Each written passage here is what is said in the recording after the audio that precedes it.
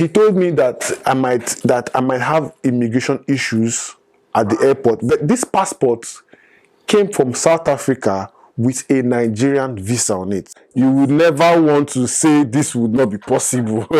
You know what? I did not even have the money to go to Japan. I owned up that I was a Nigerian.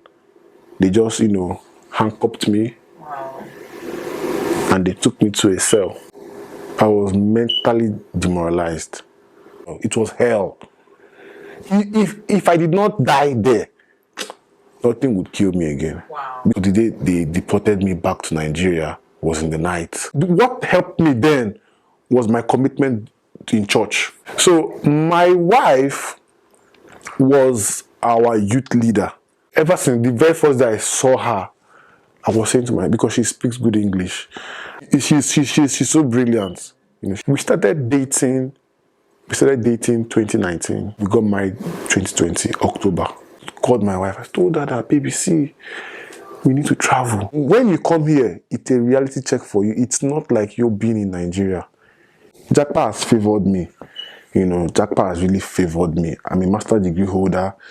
I have 2 kids. Now is up. Japa is worth it.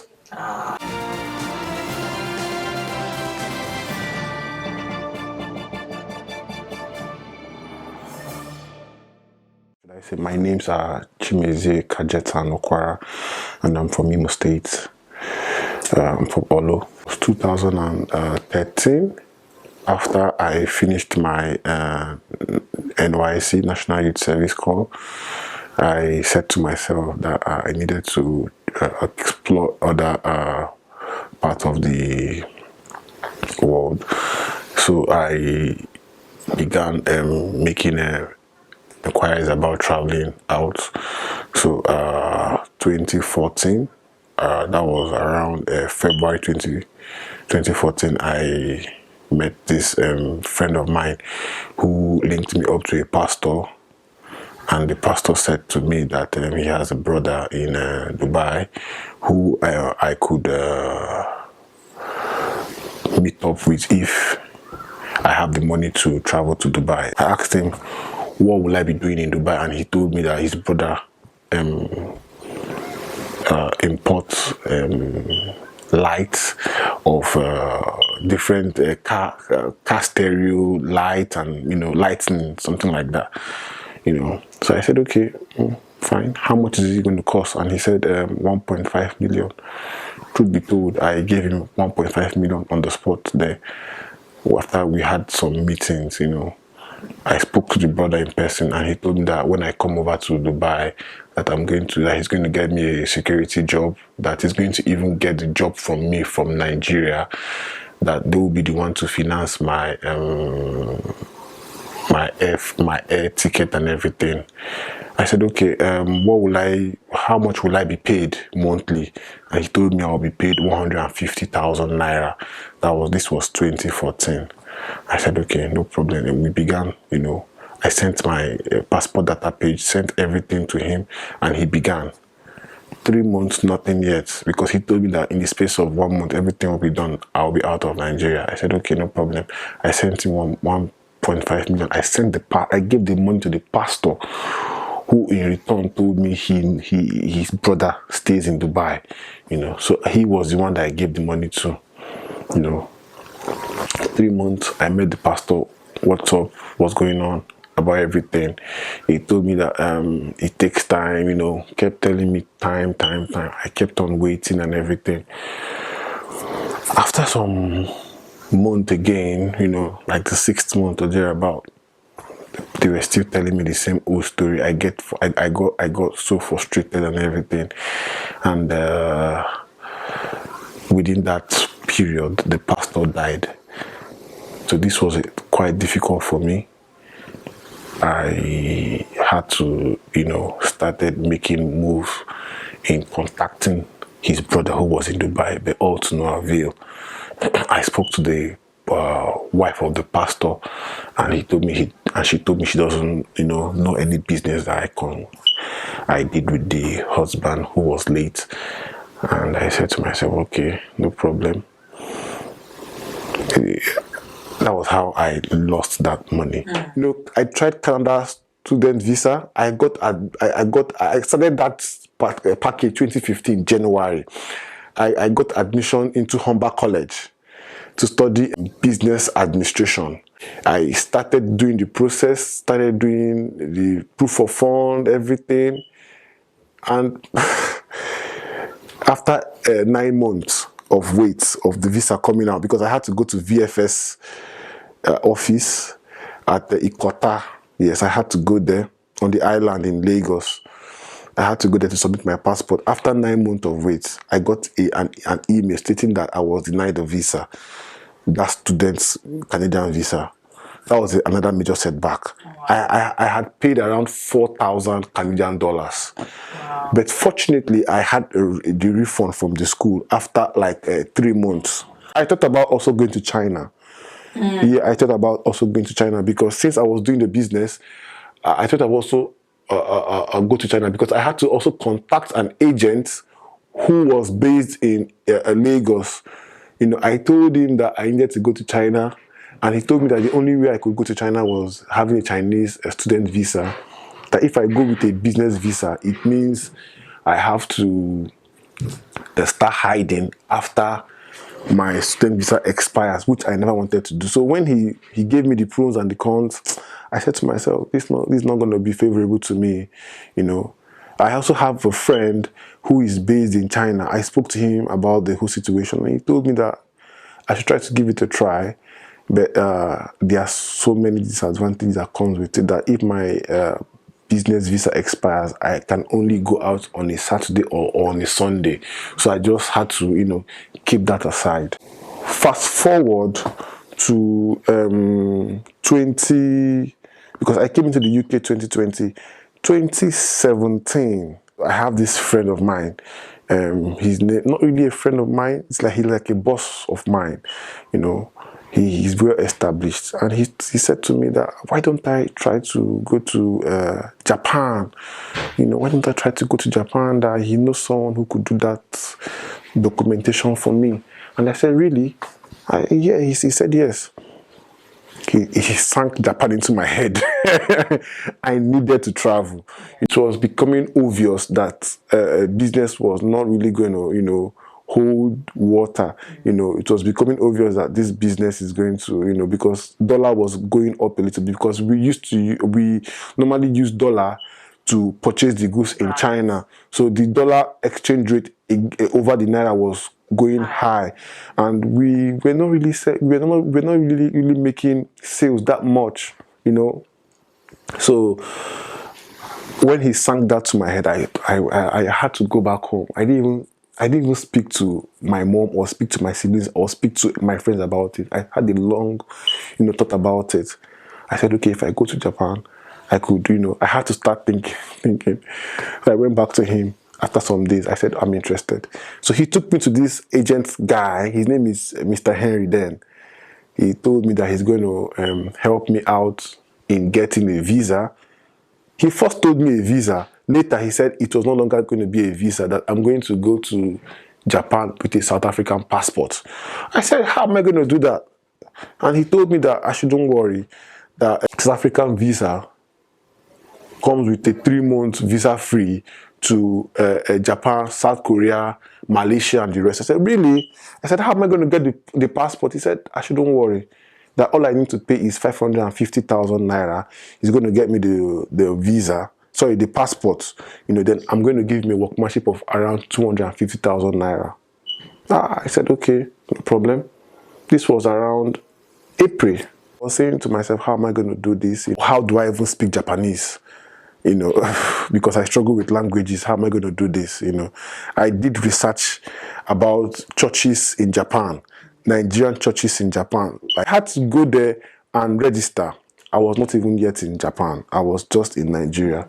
So, but I was, you know, having that zeal of living. So this man collected the 550,000 naira. I spoke to my mom about this particular one. She encouraged it. You know, she gave me the money. she motivated me. Wow. She pushed me. Wow. She kept on, encouraging me that this is going to, be possible. So she, in fact, she was the engine of this particular Japan move, because the way the man spoke to me about it, that if I get to Japan, that his brother is going to help me settle down. That's what he told me. His brother is going to help me settle down in Japan. I sold the whole information to my mom. I told her everything. So my mom was like, okay, if this is going to be the deal, then let's give it a try. So we started this thing, and after some months, like after 2-3 months, I was asking the Mr. Henry where is, because the man told me it's going to be out in less than 3 months. So after some months, the passport was not yet out. I became anxious and curious about the whole thing. I called him on phone. So most times, all these traveling agents, they pick your call today, tomorrow they don't pick your call. So I became so I became so unsettled about the whole thing. So after some time, I went to meet the particular man that introduced me to the agent. He called him at my presence because he stopped picking my calls. He called him, and the agent told him that it is still in the process. So I said, okay. I went back. After September, he now called me. He now told me that he was sorry that he has not been picking my call. It's because there were some immigration issues on my documentation regarding the passports. But there's a good news that I need to take a passport photograph of myself, and send to him. That if I do this, they will send me. He's going to get me my South African permits. Identification permits, stating that I am a South African. So I said, okay, no problem. And I asked him, what name am I going to be on the permits? He said I shouldn't worry, that they could build a different name for me. That what I need to go do is to go read about South Africa, read about the province, which I began studying, like I was going for an exam. So I began studying this. I began studying about South African, history and everything. Then October, the permits came out. I saw he brought the permit to me. I saw my name. He said my name was Frank Tashipo. So I began bearing Frank Tashipo as a South African. And mind you, I was not in South Africa. So he did this by proxy. Yeah, by proxy, yeah. I was in Nigeria. You understand? So he gave it to me. So I was, happy that this was, going to, be possible. I showed my siblings, my mom, everybody was, happy. Having this permit, to me, it was, glaring that something was, coming up. So I kept that, I kept that at home. Then December, first week of December, I was saying it is almost end of the year. This passport is not yet out. When is it going to come out? I became anxious again. I began, calling this agent. He wasn't picking my calls. When he wasn't picking my calls, I went back to the person that introduced me to him. I said to him that Mr. Henry is not picking my call. Please call him. He called him and he said that I should not worry, that before the 25th of December, I will leave Nigeria. So that was like a Christmas present. I went back home. Then on the 22nd of December, that year, 2017, right? Yeah, 2017. On the 22nd, he called me in the morning stating that my passport was out. I was so excited. He brought the passport to me. When he brought the passport to me, I looked at myself. It was me, with a different signature. I had to master that signature. Right. I had to master. When you want to Japa like this, whatsoever they tell you, you would do. So I mastered that signature. I mastered the name Frank Tashipo. I mastered how to spell that name. I also mastered a whole lot of things. Then he now told me that he needed his balance. I gave him his balance. Then we began looking for a flight because he said that I needed to leave Nigeria, but he now gave me a total different condition. That was where the journey started. So he said, I cannot transit to Japan direct. Right. I needed to go to Malaysia before I go to Japan. And I asked him, do you have somebody in Malaysia? He said he does not have. Then how do I transit to Malaysia and Japan? He said, I can lodge in a hotel. Are you going to give me the money to lodge in a hotel? He said no. He told me that I might have immigration issues at the airport. But this passport came from South Africa with a Nigerian visa on it. Because if you are leaving South Africa into Nigeria, you must have a visa. You understand? So he convinced me that this passport and the visa inside are original. He even told me that he took it to the immigration in Ikeja and they had to put it under the blue lead for originality. Yeah. You understand? He told me all these things. I said, okay, fine. If you've done this, because he even convinced me to go and do it myself if I'm not convinced. So he convinced me that everything was, properly checked before he gave it to me. As the Nigerian thing will say, Japa, you would never want to say this would not be possible. You would never want to say this will not be possible. I've always said it, because all my traveling histories, all my Japa stories, I've always, had positivity about it. When he told me about going to Malaysia, I was now worried. Though I had this distant cousin of mine who was living in Malaysia. He was living in Sabah in Malaysia. I called him. I explained the whole thing to him. And he told me that I should come. I should come. And when I arrived in Malaysia, I called him. After I had passed the immigration, at the airport there and everything, they scanned the passport and everything. That was where I was even scared that this guy is looking at this passport. I hope I'm going to be, led to, to go into the country. So I passed the immigration. I called him. He told me to take a taxi to his place. I got there. They fed me, had my shower. Everything was calm. The next day, I began telling him that I was going to go to Japan. And he told me, please don't go. He told me, please don't go.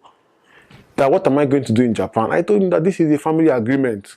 Right. That this is something that the family has, agreed on me going. He said, no, I should not go. I should not. You know what? I did not even have the money to go to Japan. Wow.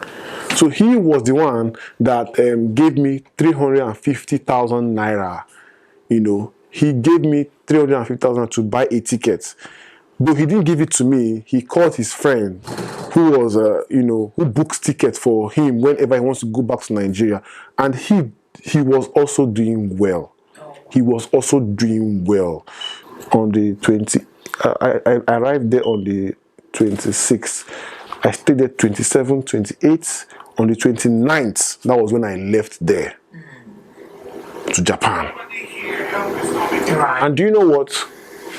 I was the only black person on that airline, Japan Air.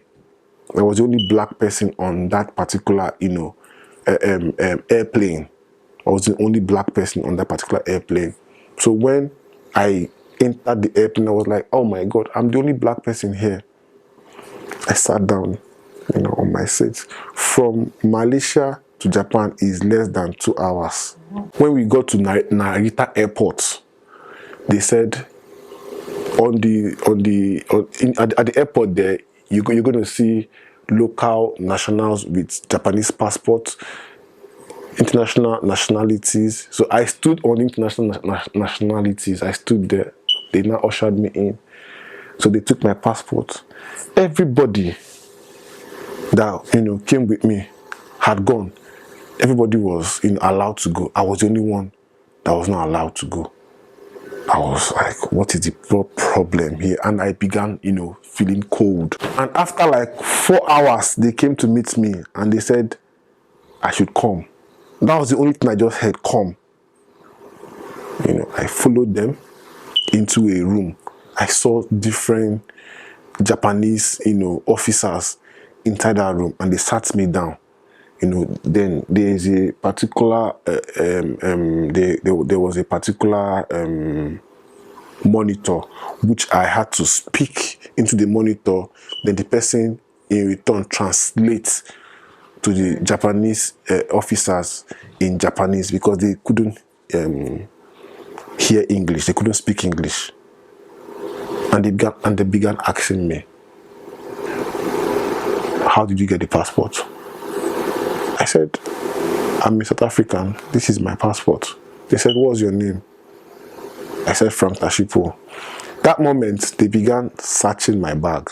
They kept on, piling pressure on me, shouting on me, searching my bag, opening my book. I had some books that I wrote some things, they were just ransacking everything there. After like 1 hour of drilling, I had to open up and said, okay, yes, I'm Nigerian. After they had seen my diary, which was having some Nigerian phone number, contact and everything, and they asked me who owns this diary. I said, and why is it having Nigerian contact on it? I said, my sister is a farmer. I just cooked up something that was not even visible, So immediately I told them, I said to them that I was a Nigerian. They began laughing at me. And immediately I owned up that I was a Nigerian. They just, handcuffed me. Wow. And they took me to a cell. I was mentally demoralized. I was saying to myself, is this how I'm going to end my life? So many things came into me. I was down to zero, because at that moment, I've spent money, I've spent time. Before they threw me into that cell, they told me to take some numbers that I know that I could call. And you know what? You had to buy airtime in that cell to call home, because I had BTA. And though that Mr. Henry, that was the agent, established a contact with me in Japan, but this man told me never to call his name if I am being caught at the immigration. You understand? So I did not, because the immigration officers, they asked me, do you know any person in Japan? I said no. You understand? So I never wanted to give out his name out or his number out, because I wouldn't want to put him in trouble because he's trying to help me. No. So I kept him away. So when I was in that cell, so many things came into my mind. I did not want to call my mom. I never wanted to call her because she was hypertensive. I bet she began, mother love. She began to, feel something. Something was wrong. The weather was different. I began, feeling, because I had to sleep on the bare floor. I had to sleep on the bare floor. I was being fed once or twice a day, 1 egg and 1 slice of bread and 1 juice. So they bring that in the morning, and that was what I would have for the rest of the day, because the other meals they were going to bring, I wasn't understanding it, And there's a Japanese law. In that cell, there's a mat on the floor. You don't use your shoes to step. It's a law in Japan. Wow. You can Google it. You can verify it. You don't use your shoes to step into that mat. So even when the prison warders go around and see me using my shoe to step on the mat, they will scream at me. I had to take the shoe. And when I take the shoe off, I started feeling cold, So I took the numbers. I took my sister's number, my younger sister number, who is in the UK now. She's in Leeds now. I took her number because she was strong enough. I did not take my mother's number, but I had it on my head. I took my immediate younger sister's number, but I did not want to call her because she's also soft. So the only person I called was my sister, who is in the UK now. I called her, I told her the whole thing, you know. Though I called my mom, she was the first person I called. She did not pick my call. Because the time different was, you know, so it's, I think 7 or 8 hours different. Wow. So me calling my mom, it's late in Nigeria. So the day I tried to call her was in the middle of the night. Wow. She never picked that call. So when she did not pick that call, I did not bother calling her again. So I began calling my sister, who eventually picked the call. So she was the one I was communicating with. So I told her that I'm in a cell in Japan, you know, that I'm in a big shit here, that she needs to help me. So she said, how can she help me? I told her that I need my passport, because they told me, the immigration officers told me the only way I can go back to Nigeria is them calling the Nigerian embassy. Do you know what? I called Nigeria is always Nigeria. I called the Nigerian embassy. I told them my situation. I had to buy airtime in that cell, around 200 yens. I had to buy that airtime. I called the Nigerian embassy. And do you know what? The airtime you buy, the way it runs so fast, before you know, the time has elapsed, you know. So I explained to them the whole thing I was in, that I needed them to help me to take me back to Nigeria. They told me that, the lady who picked the call told me that, now Oga go answer you. I now said, who is Oga? He said, nah, consular.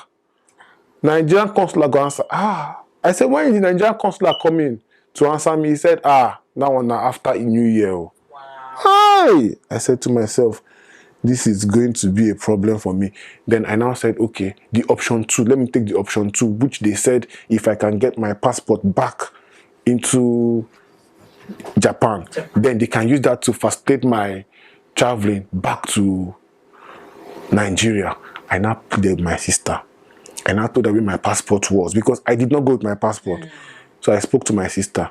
She now had to go to my bedroom. She got my passport.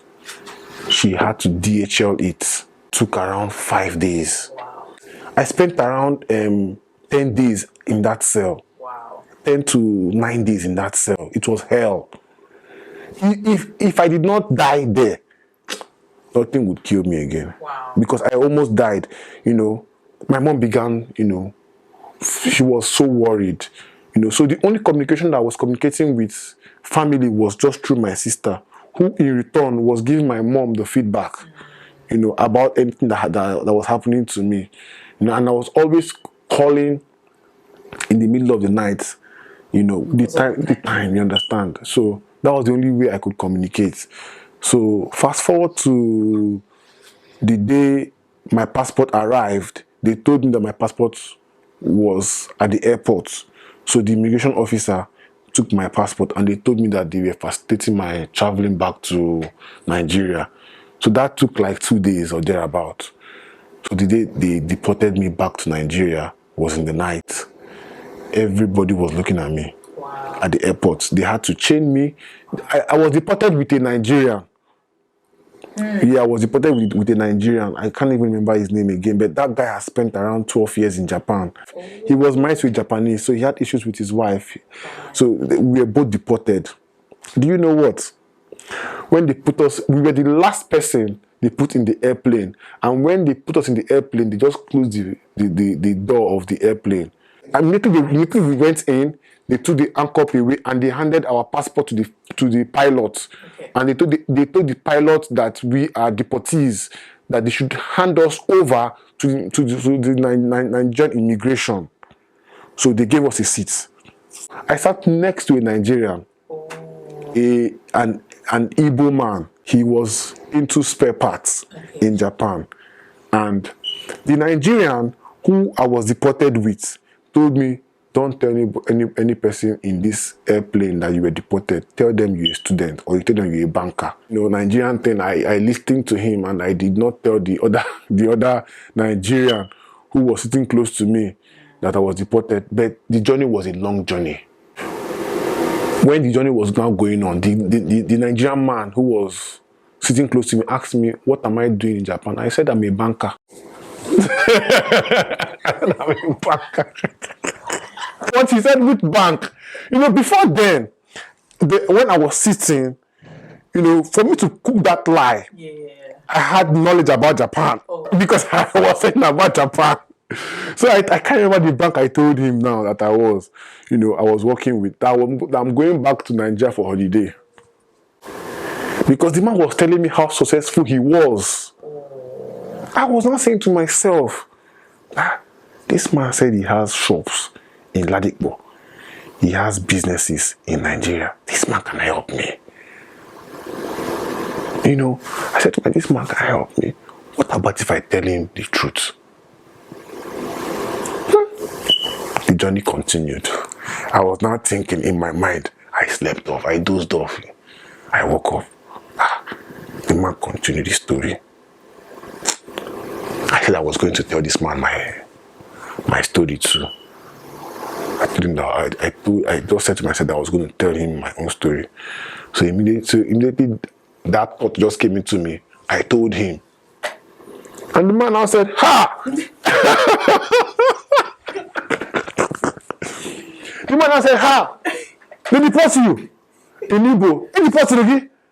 Hey! Why did you tell me you're a banker? I said, Oga. I pointed to the other Nigerian. He said, two of us, they deported us, but him told me to cook up a story and I shouldn't tell anybody that I was deported. Immediately I said this to the man had a different face towards me. Though we exchanged numbers. Yeah. And he assured me that he was going to help me when we got to Nigeria. But when we got to Nigeria, I called him. He did not help me. Wow. He didn't even pick my call. He picked my call the very first day when he realized I was the one. I think this was my number. I called him the second time again. He didn't pick my call. That was how that was how I lost contact with the man. And even the Nigerian that I was deported with, I lost contact with him. I didn't know his whereabouts and everything.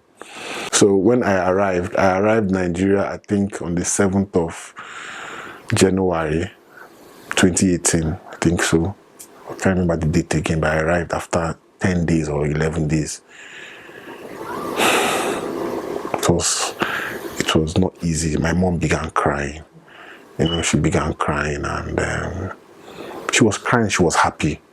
Yeah, at least. It's like his lost son is back. My mom began saying to me that I shouldn't even talk about travel. I shouldn't talk about travel anymore. I shouldn't talk about, she was just crying, She was crying, she was happy. The good thing there was I was back. The good thing there was back. But I felt ill after some days. I felt ill after some days. I went to the hospital. I had cold, I had flu, I had so many things, going through my mind. My mom was very supportive then. My mom was very supportive. She just told me that I should just stay indoors. Though it was not easy, sincerely. I now began, I was now committed to church activities. I was not committed to church activities. Like I said, I'm a Catholic. I joined the Sion, Catholic Youth Organization of Nigeria. I joined the Sion. I became so committed to church activities. I was, going to church, and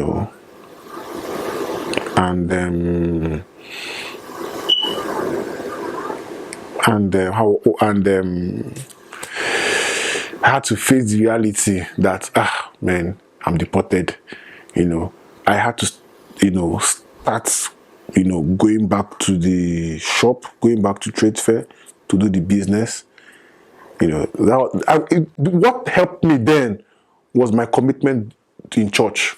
It really helped me because I now found new friends, that also encouraged. I didn't tell them what was happening to me. I did not, but they encouraged me because sometimes I'm down. Yeah. They were encouraging me. They were encouraging me. They were like, Chimezie, why are you down? Why are you down? I say, I have a headache. They say, forget headache. Let's go and watch ball. Let's go and do this. Let's go and visit this person. Let's go and play game. So my wife was our youth leader. Yes, she was our youth leader, but not at our parish. Right. At our sister parish. She was the youth leader at our sister parish. That was where I met her. I've been, ever since the very first day I saw her, I was saying to my, because she speaks good English, I was saying, and she talks very well.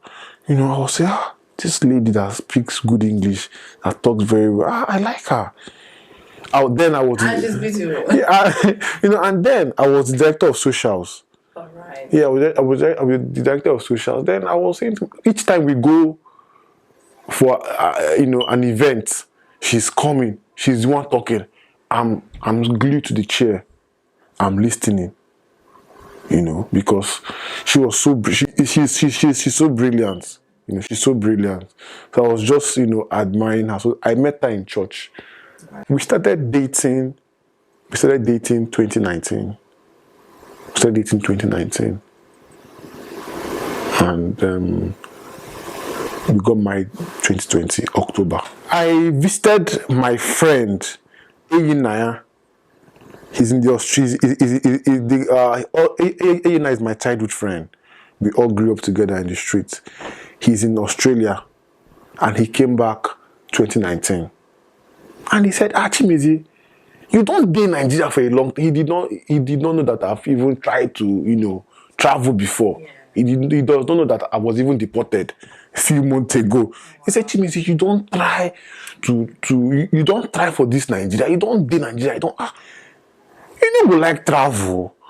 I said to him, I visited him with a friend of mine called Austin. That one too is in Canada now. I said, Austin, they hear what they talk. He say travel. Austin himself does not even know that I was deported a few months ago. I said, if they hear what they talk, say travel. Austin in return now say she be a person wey get money, they travel. I beg, forget that one. That was what we crossly told Eyina. Yeah. So I said, okay, no problem. I went home. I did not tell my mom. I did not tell any of my siblings. My wife was working with Travel Stats. She's been working there before I met her, And that 2020, that was the year my mom said, Chimezie, I want to set you up in your own business. I'm going to give you some money to start your own business. So that 2020 was the year my mom was, due to settle me. I was also due to also leave the house, and go into my own private house. I'm leaving the family house and everything. So I now sold the information to my wife. Then we were still dating. I told my wife that, baby, after I left Eyinaya's house, after some days, I called my wife. I told her that, baby, see, we need to travel. Did she also have the Japa spirit? She did not. Oh. She did not. But I was the one that sold it to her. You understand? I sold it to her. When I was deported from Japan, and my wife were not dating then. Yes. We're not dating. So when we began dating, I told her my whole thing. So when I began telling her the whole story, she said, how are we going to do it? That I don't have money. I said, that don't worry. That I'm going to take some money from my mom because my mom would give me some money. She said like how much? I said like 2 million. After some months, after some weeks, because Eyinaya came back November 2019. My mom gave me 2 million January, so I could start a new business after Easter. You understand? And I was due to also leave the house after Easter. You understand? So when A sold the story to me, I sold it to my wife, and my wife now said, how are we going to start? That was January when they've given me the money. I had the money in my account already. I had 2 million in my account already. I said, how are we going to start? My wife now said, how are we going to start? I said, no problem. That I will call Eyinaya. That I'm going to ask Eyinaya, the agency that, pushed him to Australia. So Eyinaya told me it was PFL. So he gave me the contact. I went to the office at Ikeja. Just for consultation, you pay 50,000. I paid that money. I told them that I want to travel out. I have not told anybody at home. It's just between me and my wife that knows the whole thing. Right. Yeah. So when myself and my wife went to the office at Ikeja, when we arrived there, we told them that want to travel. So they told me the whole documents that I need to bring and everything. And I needed to pay school fees and everything. My wife said she was going to support with 2 million. Wow. I'm going to that since I have 2 million, it's 4 million, that we are good to go. So I paid £5,000. Wow. I paid that money after some weeks that I got the admission, University of Hertfordshire, to study international business. I paid £5,000. The school fees was £12,500. I paid £5,000. The whole thing has started though. But you see, 2020 was a whole lot for us. We did our court wedding, February 2020. I had to also do my traditional marriage, March. I did that in March, and we were still preparing about traveling. Myself and my wife knew about it. My siblings, my family don't know about it. So we were doing marriage, also doing traveling plans. So we started proof of funds and everything. I did my proof of fund. I also did her proof of fund. When we started the whole proof of fund, it was not visible that this thing was going to work. Wow. I now had to open up to my mom. I needed to open up to her that I've been planning about traveling since January. That I've done this, I've done that. This is the stage I am. That I needed money, that I need money from her. She was stunned. She was looking at me like, so the 2 million naira I gave to you, this is what you use it in doing. So I now spoke to her that the money she gave to me, that I had used it for processing of school admission and everything. Though she was shocked about the whole situation, and also was like, so the money I gave to you, you used it in planning traveling again after you had issues the last time. So I spoke to her at length. I had to convince her and to make her to understand that this particular one would not be like the previous ones, So she did not agree. She was angry, So I gave her some time, some days rather.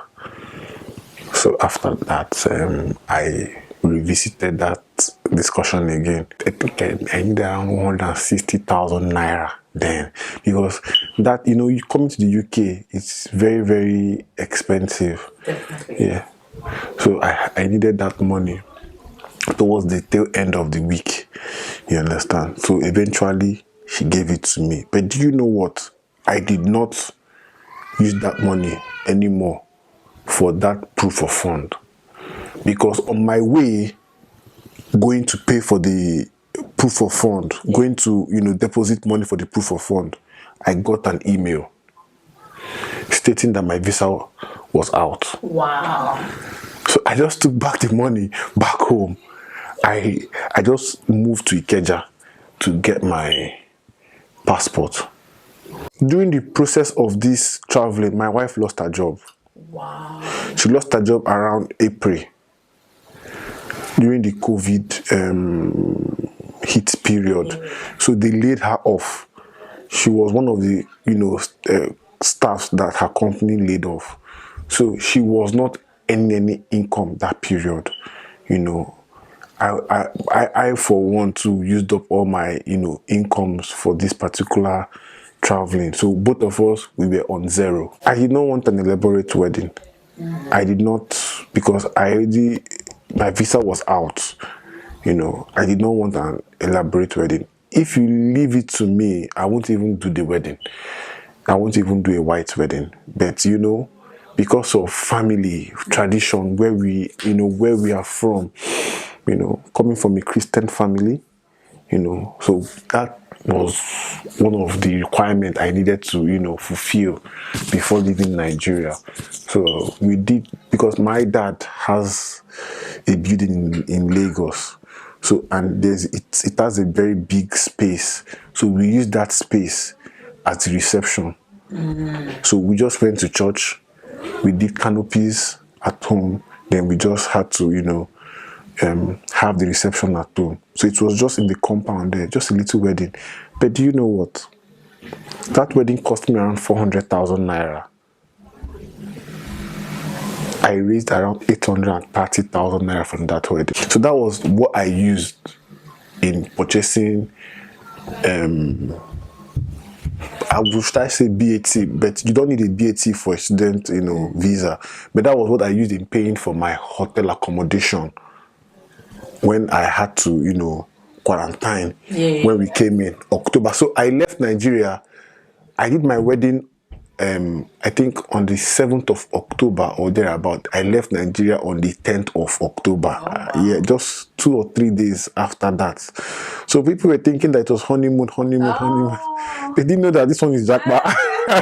Funny enough, if I knew what was pandemic in quote then, I don't think I would even try to. Yeah, I don't think I would, because when we came in, we were thinking that pandemic would be allowed to go out from our hotel room to get breakfast, lunch, or anything. When we came in, we were isolated in a room, for 15 days. I was just lucky enough that a friend of mine, Anthony Ifanye Zaba, in fact, I can't tell my story in the UK without him. He has been my strength. He was the one that fed me from my second day. He just imagine somebody spending £20 on you for 15 days. I can't say my story without this guy. He bought, in fact, around 5:30, he's going to call me up on WhatsApp call. Chimezie, how far? Wait till you go chop today. I was like, this guy is a godsend, because we were thinking that we would get food, and I called my very friend who I was thinking would even help me. So this friend of mine that I put into consideration, his name is Friday. I spoke to him, and he was like, why you come UK by this time? You come UK for COVID. You carry your wife come UK. He was just saying so many things, I didn't even bother asking him for any favor. So I was just left in that room with myself and my wife. So this Anthony guy, Anthony Ifanye Zaba, just called me randomly to just ask me how I was. And I just opened up to him. And from there, he took care of me. The last day of my quarantine, he came from Skegness to Luton, because I was lodged in Oyo, London, Luton. He came there to pick me up. He even paid for my first rent in the UK, £560. I struggled to, get a job. And he told me that if I don't even have a job the next month, that I should tell him he was going to pay for my rent. I said, no, you can't do that. Because, when you come here, it's a reality check for you. It's not like you're being in Nigeria. It was a reality check for me. So I just told him that, no, I'm going to fight for myself. I'm going to get a job. And he kept on encouraging me, kept on giving me advice. One thing in this UK, you don't need someone to keep giving you money. Definitely. You understand? All you just need is just tell me where to go, how to go about it, leave the rest for me. So he put me through on where to go and how to go about it. Coming in from Nigeria into a new environment, I couldn't even understand the English. It was difficult. Yeah, I speak English, but they were kind of like fast, in speaking. So I had to understand what they were saying. I had to understand that I'm in a different environment. I had to put myself into the environment. I also had to understand the road network. So many things came into my head then. So we were having lectures twice a week. And I was also looking for a job, because when we moved into a one-bedroom apartment, my wife was now saying to me that she needs to get pregnant. For one, I was not really chasing it up, because I was still struggling with my studies then. Right. Coming from Nigeria into a new environment, I struggled with my studies. Sincerely, I struggled, because I did an assignment, and they were telling me that my assignment has plagiarism. Yeah. 98%. I now came back home. I said, what is plagiarism? Back in Nigeria, we don't even do that. Yeah. They said Tonington. When I got back home, I told my wife that, see, I'm struggling. My wife was talking about pregnancy. Yeah. I'm talking about my study. So it was not even correlating at all. You understand? So I just called this my friend Yinka. Oh God bless that guy. So Yinka explained everything to me, made me to understand that I don't need to go online to get copy and paste. You understand? He explained everything to me. So that was how I got the stability for that particular one. You understand? So that was how I tried to understand that, okay, I need to also dig deep, and also, Come up with your own ideas. come up with my own ideas about my assignment and everything. That was June 2021. That day was a Sunday. I was at one of these GPs trying to take my COVID vaccine, and my wife called me. She said, baby, I just missed my period. I'm pregnant. No, she said, we are pregnant. Chiba was so happy. I was so happy, and immediately I started praying that I need a girl child first, because I've always loved having girls as the first child. I've always, I said to God that, God, please let my first be a girl. If you want to give me anything for the second, no problem. I will not question you, but let my first be a girl. And when we went for the scan, it was a girl. I was so happy. Answered prayers. I was so happy. But she wanted yes. My wife took in for the second. I never expected it so soon, but we can't question God, and sometimes we can't even question ourselves.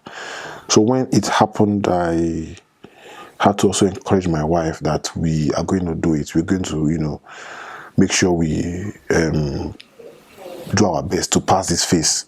Yeah, it was a phase then.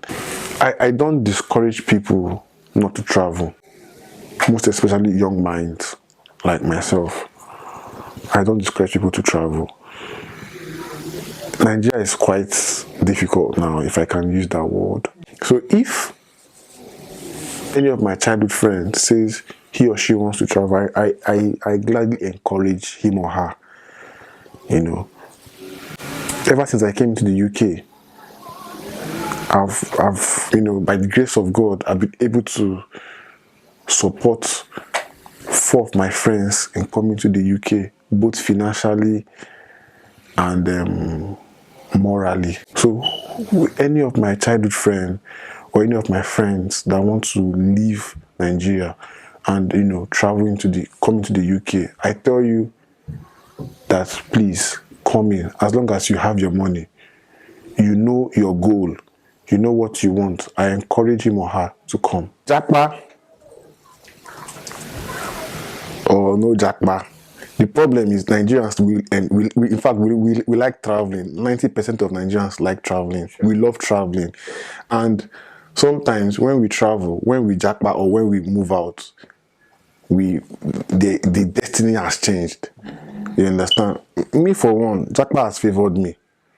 I would not say Japa has not favored me. I don't think if I'm in Nigeria, I would have gotten to this stage which I am now. Most of my friends are still in Nigeria and I still send money to them. I still support them. So Japa has favored me. Japa has really favored me. I'm a master degree holder. I have 2 kids. I can fend for myself. So now is up. Definitely. In Nigeria, you go up and you're 10,000, back. So Japa is worth it. Thank you.